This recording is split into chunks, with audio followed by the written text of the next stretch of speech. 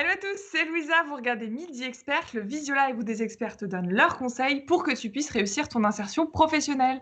Aujourd'hui, je reçois Maxime qui est Catman, autrement dit catégorie manager stratégie standard chez Carambar Co. Il va nous parler du secteur de l'agroalimentaire, mais aussi nous dire comment évoluer dans ce secteur lorsque l'on est étudiant ou jeune diplômé. Hello Maxime, Bonjour. comment vas-tu? Eh ben, ça va très bien, ça va très bien. Après cette période de Covid, je suis venu avec mes deux homologues masqués pour la distanciation sociale. Je vois que tu es de retour au bureau. Est-ce que ça fait pas peur? Exactement. Ça me fait bizarre, après 2 mois à la campagne, c'est le grand comeback. Alors aujourd'hui, Maxime, tu vas répondre aux questions des étudiants. Et pour cela, tu vas nous dire quels sont les diplômes, les écoles ou encore les universités que tu recommandes lorsque l'on veut travailler dans le secteur de l'agroalimentaire, mais aussi comment valoriser sa motivation et aussi nous parler des stratégies marketing et des leviers utilisés par les marques pour perdurer. Mais avant cela, chez vous, si vous voulez retrouver davantage de Midi Expert, des contenus, des tips, des tutos, vous pouvez nous suivre sur notre Insta en tapant jobteaser_fr ou nous suivre sur notre YouTube. Avant d'entrer dans le vif du sujet, Maxime, est-ce que tu peux nous parler un petit peu de ton parcours pro, mais aussi académique? OK, bah, du coup, pas de problème. Moi, du coup, sur mon parcours, j'ai un profil, très généraliste, du coup. J'ai fait, un DUT puis une école de commerce où j'ai enchaîné sur, à la sortie de mes études, à la création d'une société dans le e-commerce, dans le bio. Mhm. Du coup que j'ai dû m'en séparer, donc je l'ai revendu. Après j'ai décidé de reprendre un peu le chemin généraliste grande distri en disant bah tiens pourquoi pas l'affinité des produits des marques. Donc j'ai commencé un CDD sur l'entreprise qui s'appelle Food International, donc c'est le Twinings, la Tisanière, Céral Jordan, Ovaltine. Et j'ai du coup eu l'opportunité d'intégrer Carambar Co depuis son lancement, du coup, qui est une entreprise récente depuis 3 ans. Donc j'ai commencé sur le terrain en tant que responsable de secteur à Poitiers. Et après, on m'a proposé un poste sur le siège en manager développement des ventes et proximité, où du coup j'étais plus en relation avec la force de vente sur les supports, sur les axes de communication, etc. Et là, tout récemment, du coup, Catman Stratégie Standard, nouvelle aventure où je décline la stratégie de la boîte, je la définis, je la mets en exécution sur nos piliers standards et sur nos différents circuits. Et donc, quand tu te présentes, tu dis je suis Maxime et je suis Catman. C'est ça, standard. Parce que j'ai une collègue sur la promo. Ah, une des premières questions des étudiants, Maxime, c'était quels sont les diplômes, les écoles ou les universités que tu recommandes lorsque l'on veut intégrer le secteur de l'agroalimentaire? Alors du coup, ma recommandation va plutôt sur école de commerce, école d'ingénieur qui sont assez un cursus généraliste Mhm. qui permet d'intégrer un peu toutes les fonctions transversales de l'entreprise parce que du coup, dans l'agroalimentaire, il n'y a pas forcément que la partie commerciale, il y a la partie RH, la partie finance, la partie marketing, la partie IT, il y a tout besoin de tous les supports. Tu m'as dit on peut avoir un bac plus 2 ou un bac plus 5 et travailler dans l'agroalimentaire. C'est seulement le métier qui va être différent. Exactement, c'est en fonction des fonctions qu'on occupe. Que tu as pu identifier les compétences spécifiques attendues pour intégrer ce secteur. Est-ce qu'il y en a? Du coup, moi, j'en ai identifié plusieurs. Je me suis noté du coup la capacité d'apprentissage. C'est hyper important, c'est ce qu'on apprend notamment durant les études, hein. On apprend à créer cette capacité mentale d'apprendre, de découvrir pas mal de données, parce qu'il y a beaucoup de données dans le monde d'entreprise. Il y a tout ce qui va être la partie gestion de projet qu'on apprend aussi, notamment durant ces études avec tous les projets tutorés, etc. Ouais. Et également la créativité, l'inventivité. Alors ça, j'aime bien, c'est le côté qui fait un peu détachement, parce que le monde étant très concurrentiel, notamment dans le secteur agro, parce qu'il y a énormément d'entreprises, de marques, et donc du coup, ce côté créatif permet de se différencier. Parce que créatif, il faut se renouveler perpétuellement. Par exemple, là, avec le contexte actuel, Exactement. En fait, c'est les marques vieillissent, hein. Typiquement, quand nous, on est sur des marques patrimoniales qui sont historiquement, qui ont des centaines d'années, comme Carambar, Poulain, etc. Il faut du coup aussi savoir réévaluer avec son temps. Donc, on va incorporer du digital, on va incorporer du coup, ben, voilà, une dose de modernité à travers les packs, à travers les recettes, etc. et est-ce que là, avec le confinement, il y a des produits vers lesquels on va plus tendre, par exemple des produits qui vont être moins sucrés, avec aussi une majorité de personnes qui se tournent vers les circuits courts. Ça change aussi? Ouais, alors du coup, ça c'est un grand axe de mutation de notre entreprise et de plusieurs industriels. C'est ce qu'on appelle le bon et bon. C'est du coup le cleaning des recettes avec moins de sucre ou moins d'éléments controversés, type dioxyde de titane, etc. On va aussi sur des packs plus éco-responsables, on va sur la gestion des déchets, on va sur tous ces éléments-là. Et sur la gestion de projet, pour que les étudiants puissent le mettre en avant dans leur expérience, est-ce que c'est important peut-être d'être dans des associations, de parler de ses engagements, des stages qu'on a pu mener Exactement, la gestion de projet, c'est au sens large, c'est gestion de projet type gestion de projet très scolaire, en disant tiens, j'ai fait le projet création d'entreprise où on était 5, etc. Bien détaillé, dans quel type d'entreprise, etc. Ça peut être à travers les associations. Une association est un projet qu'on gère à travers des budgets, à travers du marketing, à travers une revente de son offre, de son association, et également à travers les stages où on a des projets aussi dans les stages. Typiquement, ça peut être par exemple en banque, qui est mon expérience, où j'ai fait un stage en banque, où j'avais une campagne digitale à faire. Donc, du coup, sur mon CV, je l'ai formalisé en disant j'ai fait une campagne digitale qui a touché 12 000 prospects. Ça a conclu à 30% de contrat, par exemple. Ça permet d'amener aussi une fibre un peu analytique. Ouais, le concret est important. On a reçu une question, mais pas mal de fois, c'est est-ce que dans le secteur de l'agroalimentaire, mais tu as déjà un peu répondu, est-ce qu'il n'y a pas que des ingénieurs? Non, du coup, c'est un peu ce que je disais avant. Il y a de tout pour faire un monde, et du coup, l'agroalimentaire, c'est pareil. Donc, du coup, on a besoin de commerciaux, on a besoin de marketeurs, on a besoin de RH, on a besoin de finance, on a besoin d'IT, parce que s'il manque un maillon de la chaîne, en fait, la chaîne marche pas, quoi. Et alors, concrètement, quelles sont les différences entre le secteur de l'univers de l'alimentaire et du non-alimentaire? Déjà, la première différence, c'est qu'il y en a un qui se mange et l'autre qui se mange pas. C'était, voilà, bienvenue chez Carambar. Non, mais du coup, oui, il y a une différence parce qu'en fait, on a des dates de péremption et le non-alimentaire en a pas. Donc, c'est pas les mêmes cycles de vie de produits. Mmh. Également, après, c'est dans le oui et non, on est différent, mais on se ressemble aussi. C'est-à-dire qu'on va avoir aussi des segments marketing, on va avoir des activations produits, on va avoir du merchandising. Donc, du coup, on se ressemble beaucoup. C'est pour ça qu'on fait partie du même univers, grande distri, où on a les mêmes clients et on a le même mode de distribution. Il y a peut-être des produits qui sont plus valorisés que d'autres dans ces deux secteurs? Ça, oui, Ouais. forcément. L'alimentaire étant un produit du quotidien, le consommateur fait beaucoup plus attention à son acte d'achat qui est plus fréquent. Et du coup, par conséquent, on achètera peut-être un peu moins d'aspirateur ou un peu moins de déodorant, par exemple, que du chocolat, etc. Une autre question, c'était, lorsque l'on a une formation en management, quels sont les différents postes auxquels on peut avoir accès? Du coup, tout poste dans l'entreprise, de tous les services, pardon, est accessible en fait dans l'entreprise. Il y a des postes en sortie d'école, donc ce qu'on appelle plutôt junior. Après, c'est en fonction de sa vocation. Donc, si on a plutôt un profil RH ou commercial, du coup, RH, ça sera peut-être du coup RH junior sur du recrutement ou de la paye. Mm. Et sur le commercial, ce sera potentiellement pas forcément dessus le siège. C'est plus intéressant de passer par un poste de responsable de secteur pour donner cette vision opérationnelle, transversale des marques et des marchés. Ok. Euh, Ça ouvre des portes aussi, après, tu m'avais dit, à des métiers, on va dire, plus hauts, c'est-à-dire direction des ventes, catégorie management, mais on peut commencer, comme tu le dis, en tant que chef de produit junior, en marketing, en Ouais, stage. exactement. Oui, oui, c'est RH parmi tant d'autres, c'est-à-dire que ça peut être aussi du marketing junior et après évoluer dans le sein du marketing ou faire une passerelle. C'est l'avantage un peu comme chez nous, il n'y a pas forcément de scope écrit de passage obligé. On peut passer du commercial à la supply, du market au commercial, etc. Tu m'as dit, le terrain, et on n'y pense pas assez, est extrêmement important lorsque l'on veut valoriser sa motivation à entrer dans le secteur. Et une des questions, c'était justement comment mettre en avant cette motivation sans avoir d'expérience dans l'agroalimentaire. Et tu m'avais parlé du terrain. Ouais, du coup, le terrain, pour moi, je trouve que c'est quelque chose d'extrêmement structurant. Parce que du coup, on voit tout. Quand on est sur le terrain, on constate vraiment tout en magasin, on voit les concurrents, on voit les catégories, on voit pas mal de choses. On a le retour des consommateurs et des clients magasins, qui sont généralement les mêmes feedbacks qu'en centrale. Et après, du coup, pour valoriser cette expérience, quand on n'en a pas forcément, parce qu'il faut bien commencer un jour, l'idée de valoriser à travers du coup son CV ou sa lettre de motivation plusieurs axes du coup, mais d'abord pour valoriser cette expérience, il faut regarder plus ou moins la stratégie déjà de la boîte, en disant mais quelle est la stratégie que je vois et que je comprends, les valeurs de la structure. Et je te coupe, mais comment on fait pour voir les stratégies de l'entreprise? Où est-ce Alors, qu'on... du coup, ça se fait par différents canaux, type le site internet déjà, qui est le premier axe de communication du 21e siècle des entreprises. Mhm. Après, ça peut être aussi sur la presse spécialisée. Maintenant, tout est accessible avec Internet. Donc, ça donne quand même des grandes tendances, des articles de la direction générale, etc., qui peuvent donner aussi le lien.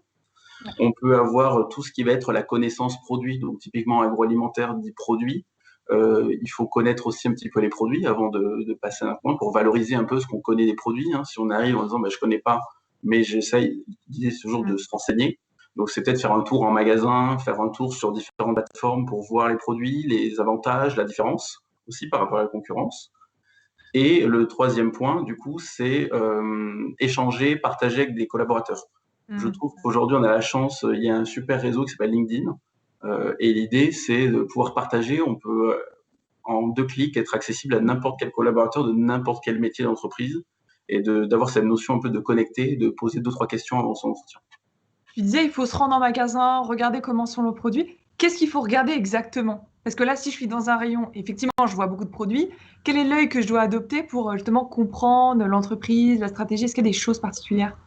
Ça, c'est l'œil de l'expert après qui parle. Maintenant, ça devient de la déformation professionnelle, mais en fait, c'est typiquement la position qu'occupent les marques dans le rayon. C'est-à-dire que plus vous avez de place, plus, ben, généralement, voilà, après, ça dépend des magasins, ça dépend de la zone, mais c'est l'occupation des marques dans le rayon, c'est la différenciation, s'il y a beaucoup de nouveautés, c'est si, en termes de prix aussi, en fait, c'est les 4 P du mix marketing, qui permettent de vraiment voir un peu les indicateurs de la société.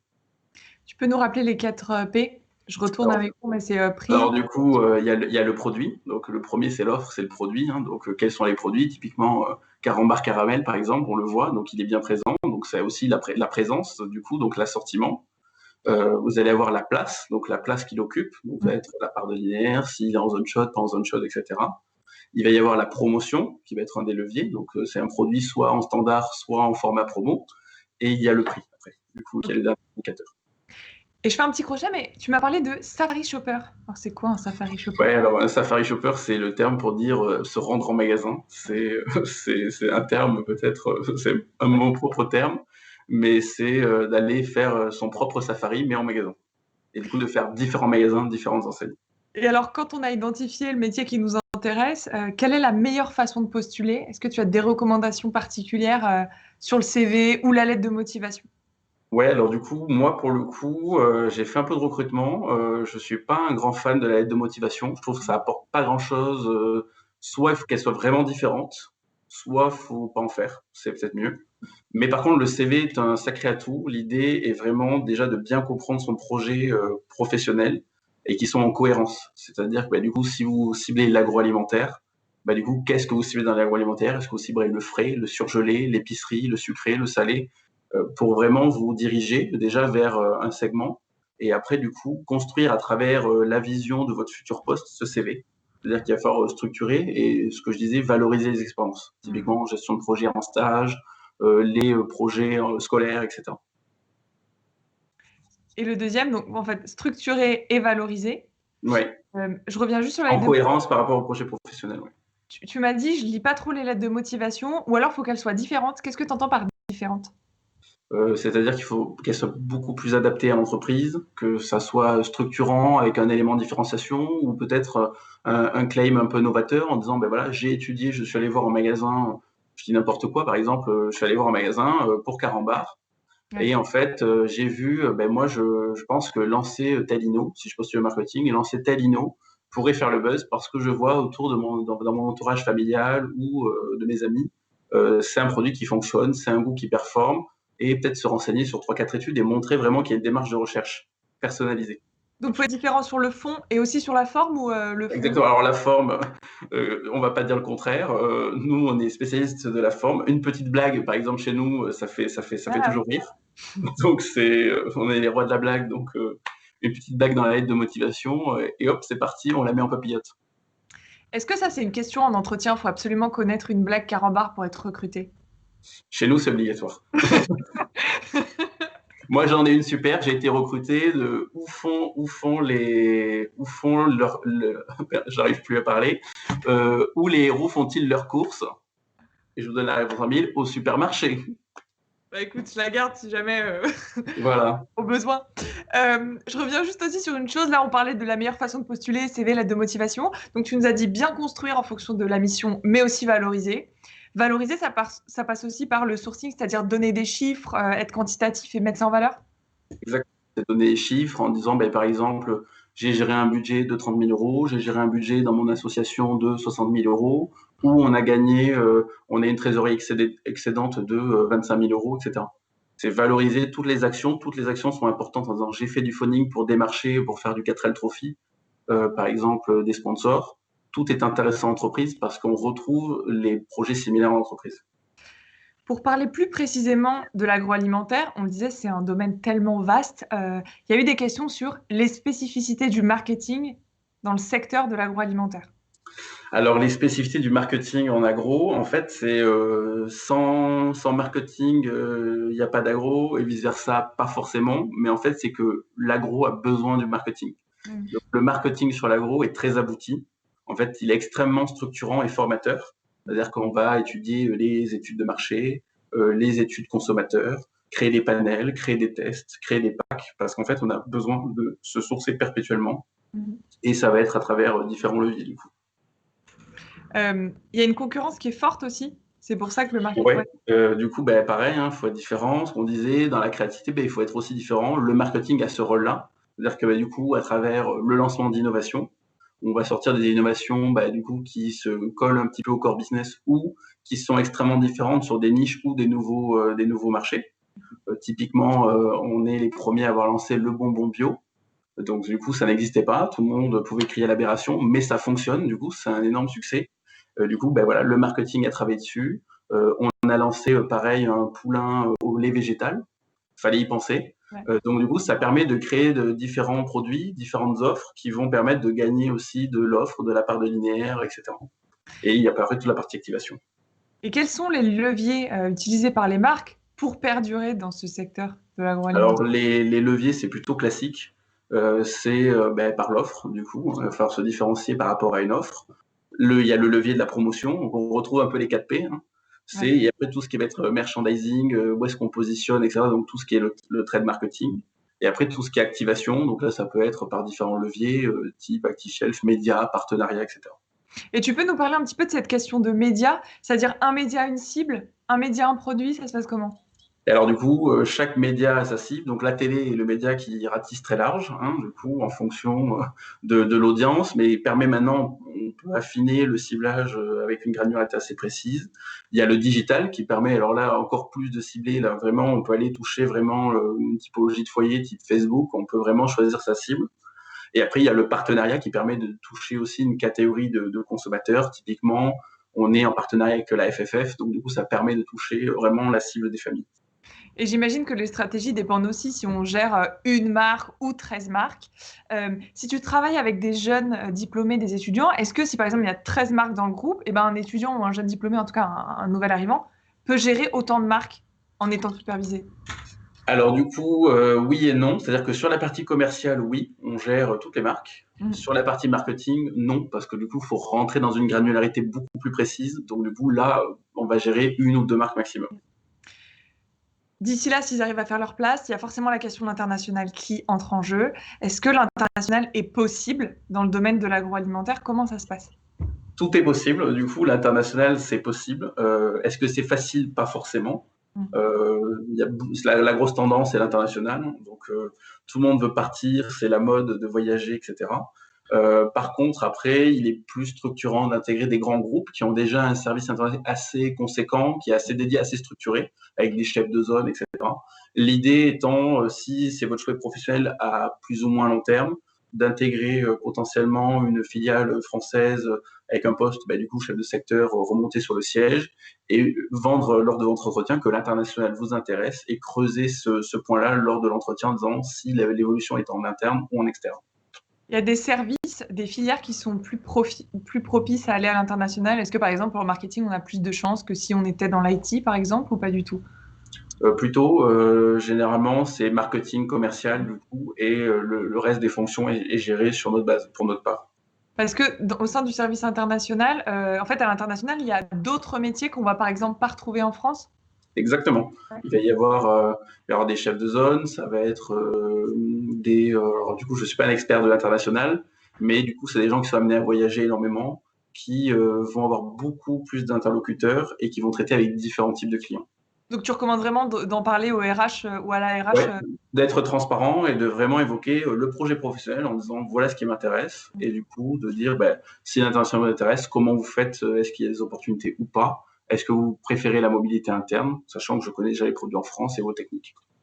Et alors, là, la prochaine question et la dernière que je vais te poser, c'est quels sont les défis de l'agroalimentaire dans les Alors, prochaines années? Et ça, c'est une vraie question. Enfin, les réponses que tu vas donner, ça va vous permettre chez vous de le mettre en avant lors d'un entretien, peut-être même dans une lettre de motivation.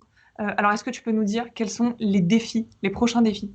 ouais, ça c'est une excellente question. L'agroalimentaire est en pleine mutation. Du coup, moi j'identifie 4 points, donc ça tient qu'à moi, hein. Je suis pas l'expert non plus Mm. de l'agroalimentaire, hein. Je suis assez récent dans le milieu. Mais c'est les nouvelles tendances de consommation. Il y a la consommation collaborative qui émerge davantage, la digitalisation et la partie RSE. Sur la consommation, du coup, c'est consommer autrement. On parle beaucoup de consomme-acteur, mais du coup, ça commence à prendre beaucoup plus de sens avec tout ce qui est dans les critères de choix. Ça peut aller du local, donc c'est-à-dire du Made in France, du local à côté de chez moi, donc circuit court, durable, l'effet santé, donc d'où l'émergence du bio, d'où l'émergence du moins de sucre, le bon et le bon, tous les E controversés qui disparaissent des produits. On voit l'anti-gaspillage. Donc du coup, c'est tout ce cleaning des recettes, ce circuit, le vrac également, qui vient aussi, toutes ces tendances de consommation qui sont nouvelles. Il y a aussi un deuxième chantier, donc là où j'y connais un petit peu moins bien, mais c'est tout ce qui va être donc les consommations collaboratives. On le voit beaucoup avec Drivey, Blablacar, etc. Mhm. Mais qui arrive aussi maintenant où les gens louent de plus en plus, font du troc. Donc il y a Intermarché, il y a Auchan qui lance donc des gros distributeurs qui vont lancer des modèles en fait sur l'échange, l'occasion, etc. Il y a donc après le troisième point, c'est la digitalisation. Cette digitalisation, ben, personne ne peut échapper. Il y a un nouveau truc qui s'appelle le smartphone, qui est juste l'arme de destruction massive et qui sert en fait côté enseigne, mais aussi côté conso. On voit apparaître Yuka, qui sert le premier point sur la consommation des produits. On voit apparaître, ça peut être des offres personnalisées en digital sur de la promo. On peut avoir de la fidélisation. On peut avoir je sais pas, les catalogues digitaux, par exemple. Il n'y a plus trop de catalogues dans les boîtes aux lettres. Maintenant, tout se fait en newsletter, etc., plus personnalisé aux clients. Et le point RSE, après, du coup, ben, il y a une vraie prise de conscience, responsabilité du coup des entreprises en disant ben, cette responsabilité sociale et environnementale, qu'est-ce qu'on en fait? Et on le voit en fait, l'offre VRAC par exemple, qui va arriver notamment chez Franprix. On va avoir tout ce qui est transport. Donc là, bon, j'ai également donc les Carrefour avec ses camions au gaz naturel ou Franprix qui livrent certains magasins parisiens par voie fluviale.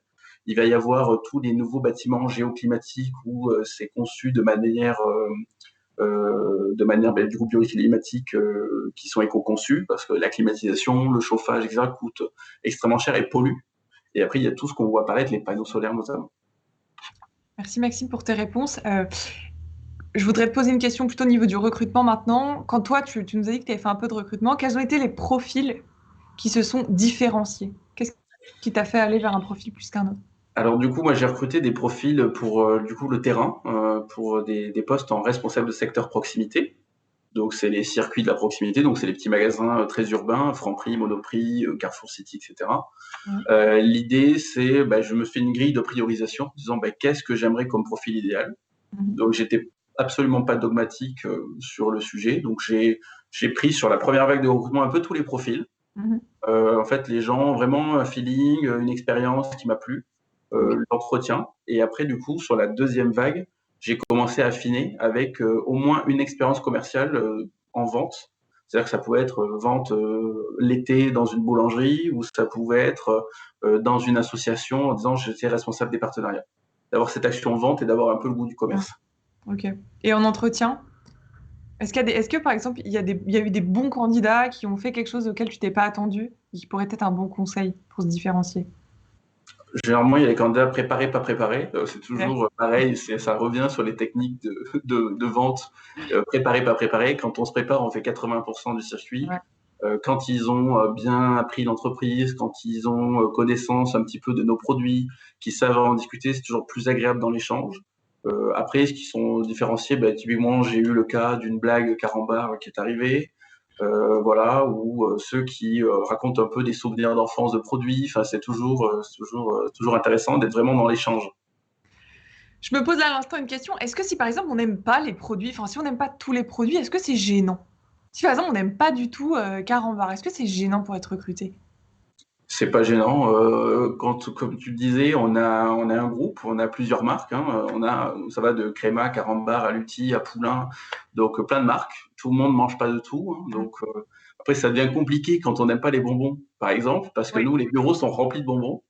Donc du coup, mais c'est quand même, je trouve qu'en fait, l'appétence du produit, c'est assez important, surtout dans l'agro. Il y a le choix, c'est-à-dire que bah, du coup, ça peut aller de je sais pas moi, des aspirateurs en passant par les petits pois, en passant par les glaces.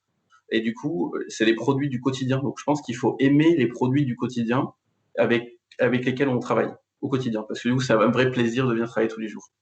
J'aimerais avoir, Maxime, tes derniers conseils pour les étudiants, les jeunes diplômés qui se sont vus arrêter ou refuser un stage, une alternance au vu du contexte. Qu'est-ce que tu aimerais leur dire là tout de suite?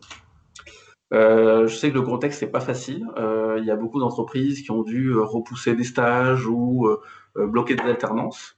L'idée, c'est de rien lâcher, de vraiment persévérer, de vendre son projet, de dire, ben voilà, vous avez vraiment un projet, je souhaite vivement intégrer parce que, et du coup, vraiment détailler le projet en disant parce que j'adore les marques, c'est parce que je pense que je peux apporter ma pierre à l'édifice. Sur ce poste-là, je m'y vois bien, et aussi montrer qu'on est évolutif dans la structure, un vivier pour nous recruter, éviter de mandater à l'extérieur et d'avoir des personnes qui sont déjà impliquées, qui connaissent la structure et connaissent les produits. Ben, merci, j'espère que c'était clair. C'était très clair, je te remercie beaucoup. Chez vous, vous voulez retrouver davantage de contenu? Eh bien, c'est simple, vous allez sur notre YouTube ou sur notre Insta en tapant jobteaser_fr. Maxime, qu'est-ce que je te souhaite pour la suite? De retrouver tes collègues? Exactement, mais ils reviennent petit à petit. C'est maintenant, voilà, il n'y a plus qu'à. Bah, écoute, bonne continuation à toi, Maxime. Bon courage chez vous. Encore un grand merci, Maxime, et puis à très vite. Merci, à très vite, au revoir.